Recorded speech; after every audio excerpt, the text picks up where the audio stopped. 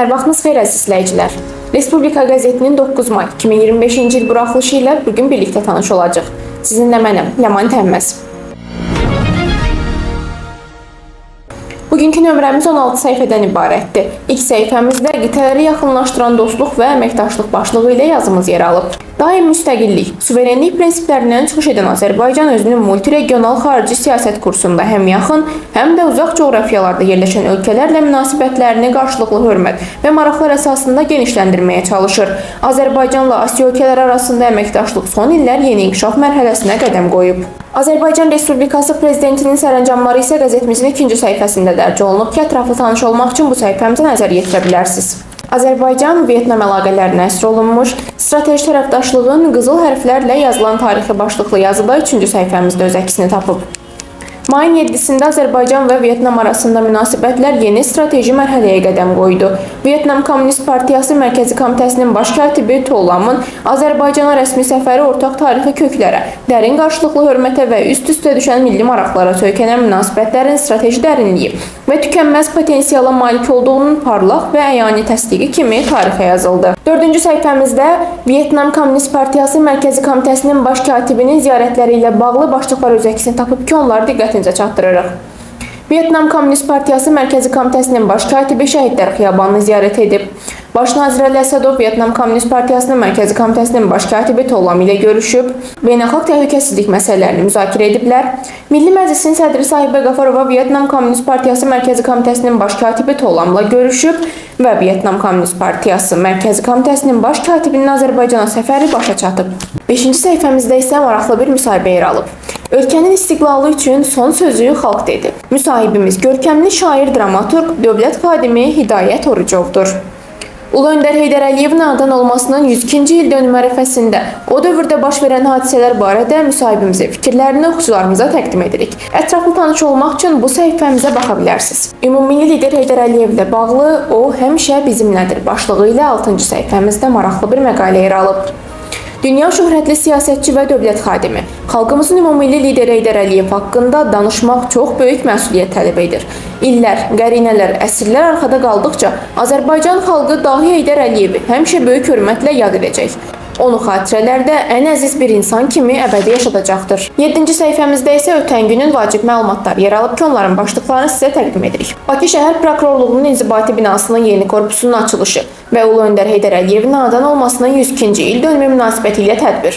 Dövlət Təhlükəsizliyi Xidmətinin Akademiyasının təşkilatçılığı ilə Respublika Elmi Praktik Konfransı, Bakı Slavyan Universitetində Beynəlxalq Elmi Konfrans, Azərbaycan Həmkarlar İttifaqları Konfederasiyası Sən elə bir zirvəsən adlı tədbir təşkil edib. Qarabağın incisi intibah dövrünü yaşayır başlığı ilə Şuşaya həsr olunmuş yazı 8-ci səhifəmizdə yer alır. Xarı Bülbül Musiqi Festivalı Azərbaycanın mədəniyyət tarixində xüsusi yerə malikdir.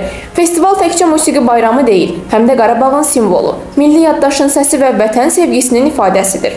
Festival ilk dəfə 1989-cu ildə Qarabağın incisi olan Şuşa şəhərində məşhur xanəndə Seyid Şuşinskinin 100 illik yubileyi münasibəti ilə keçirilib. İllər sonra isə nəhayət 2021-ci il mayın 12-sində Xarı Bülbül Festivalı Doğmacıdır düzündə yenidən təşkil olunub. Vyetnam dövlət başçısı Azərbaycanın dövlət şirkətlərinin rəhbər şəxsləri ilə görüş başlığı ilə məlumatda 9-cu səhifəmizdə öz əksini tapıb. Mayın 8-də Vyetnam Sosialist Respublikası Kommunist Partiyasının Mərkəzi Komitəsinin baş katibi Tolam Azərbaycana səfəri çərçivəsində dövləti təmsil edən şirkət və fond rəhbərləri ilə görüşüb. 10-cu səhifəmizdə 9 may qələbə günü ilə bağlı Göyçənin İgidoğlu başlığı ilə məlumat öz əksini tapıb. Mahir döyüşçü, kommunistlər vətən uğrunda, bax belə vuruşurlar. Düşmənin atəş postları havaya sovruldu və sair məqalələrlə Əvəz Aslanovun rəşadətli döyüş yolundan bəhs olunurdu. Əvəz Musa oğlu Aslanov Leningradın müdafiəsində sidq ürəklə vuruşurdu. Cəbhədən Qırmızı Ulduz ordeni, Leningradın müdafiəsi uğrunda Kensbergin fəthi və digər medallarla Qərbi Azərbaycana, Aşıqlar Yurdu söz sənəti diyarı Göyçə mahalına qayıtmışdı. İkinci Dünya müharibəsi veteranı 100 yaşlı Şura Namazovun cəbhə xatirələri 11-ci səhifəmizdə yer alıb. Bu yazımız Krım döyüşləri çox ağır oldu başlığı ilə verilib. Ağdam rayonunun Mərzili kəndindən məni 12 nəfərlə birlikdə döyüş apardılar. Hərbi çağırışa yaşım çatmadığından əvvəlcə Sumqayıtda 6 ay təlim keçdilər. Sonra isə döyüş bölgələrinə göndərdilər. Ukrayna və Belarus respublikalarının ərazisində gedən çoxsaylı ağır döyüşlərdə iştirak etmişəm. Yaxşı yadımdadır. Ən çox itkimiz Krımda ağır döyüşlərdə oldu. Bunu 2-ci Dünya müharibəsinin veteranı 100 yaşlı Şura Namazov deyərək müharibənin acı xatirələrini bizimlə bölüşdü. 12-ci səhifəmizdəki yazılar da 9 may faşizm üzərində qələbə gününə əsr olunub.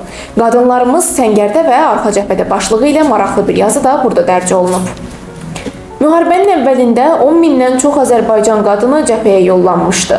Bu qadınların çoxu tibb bacısı, sanitar, rabitəçi, sürücü kimi xidmət göstərsə də, bir qismi əskərlərlə birlikdə silaha sarılaraq döyüşlərə qatıldı.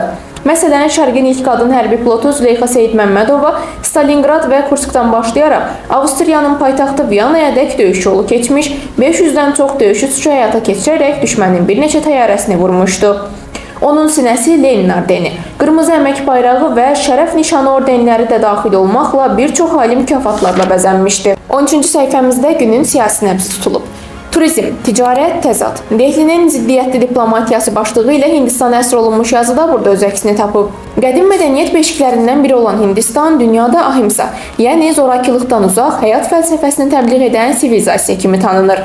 Amma qəribədir ki, real siyasətdə barıt, mərmi və artilleriya satışı ilə gündəmə gəlir. Bir əli ilə namaste deyib qucaq açır, digər əli ilə 1000 kilometrlərlə uzaqda yerləşən regiona, Ermənistan ərazisinə silah daşıyır. Ölkənin diplomatiyası sanki 3 istiqamət üzrə inkişaf edir: turizm, ticarət və təzad. 14-cü səhifəmizdə şər qardaşlığı genişlənir. Ermənistan sülhün altına mina bastırmağa davam edir başlıqlı yazı hadisələr kontekstində rubrikasında verilib. Mayın 6-sında Ermənistanın Müdafiə naziri Surem Papikyan Yunanistan Respublikası aşgüzar səfəri çərçivəsində Yunan həmkarı Nikos Dendiasla görüşüb. Danışıqlar zamanı tərəflər arasında hərbi əməkdaşlığın genişləndirilməsi nəzərdə tutulub.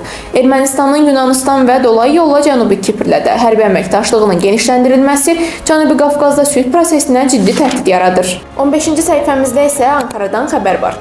Azərbaycan Beynəlxalq İslam Sənətləri sərgisində təmsil olunur başlığı ilə burada maraqlı bir yazı dərc olunub. Ankarada Türkiyənin Dini İşlər Baş İdarəsi tərəfindən keçirilən Beynəlxalq İslam Sənətləri sərgisində Türkiyədəki Azərbaycan Mədəniyyət Mərkəzi tərəfindən təşkil olunan Azərbaycan stendi böyük maraqla qarşılanıb. Bugünkü nömrəmizin son səhifəsi isə hər zamanki kimi hava haqqında məlumatla yekunlaşır. Beləliklə, bugün də sizə çatdıracaqlarımız bu qədər idi. Daha çox məlumat almaq üçünsə qəzetimizi izləməyi unutmayın.